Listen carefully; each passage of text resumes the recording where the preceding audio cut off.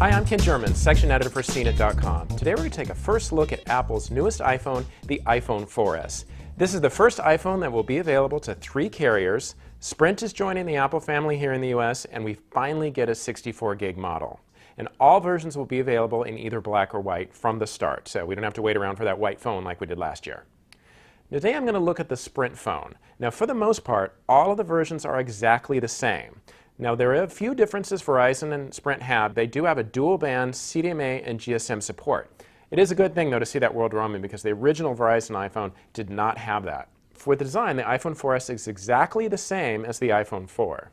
The only differences you'd see is that the CDMA versions don't have a line where the GSM does in the antenna, but that's really it. One thing I would like to see in the design at some point is a bigger screen. It's 3.5 inches. That hasn't grown since the iPhone came out in 2007. We see a lot of phones now that are 4, 4.5. I think 4.5 might be a little too big.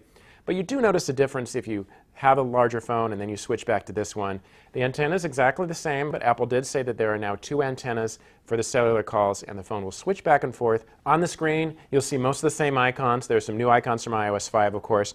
But the iPhone 4S does bring a few changes. The first is Siri.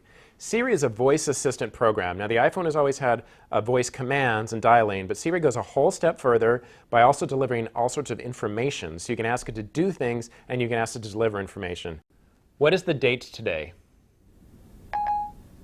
It's Thursday, October 13th, 2011. Is Brian Tong the coolest person ever? Kent, I don't understand. Is Brian Tong the coolest person ever? It's pretty cool. It's still in beta format. And there you go. That's Siri. On the camera side, we finally get a bump up to 8 megapixels, which is nice. Of course, the iPhone 4 was 5 megapixels. The iPhone 4S also adds a sensor, which allows more light. The camera is supposed to be 32 times faster when you take photos. It also can record 1080 HD video clips at 30 frames per second. Things you need to know specifically about the Sprint model is Sprint is the only carrier right now that's going to be offering unlimited data for its iPhone. That's a big deal. Sprint says it's going to keep this for a while. We really hope it does, because that really is a nice leg up for Sprint.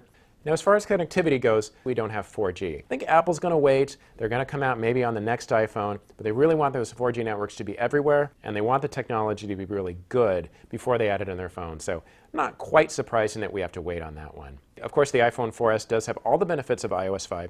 Just mention a couple: new notifications, the PC-free activation and update system, reminders, better Twitter enhancements, iMessage, and some great camera editing features. Another big addition to the iPhone 4S is that A5 processor. It is a dual-core 1 gigahertz processor along with a dual-core GPU, so it's twice as fast. It will offer graphics and performance that is 7 times faster than the iPhone 4s.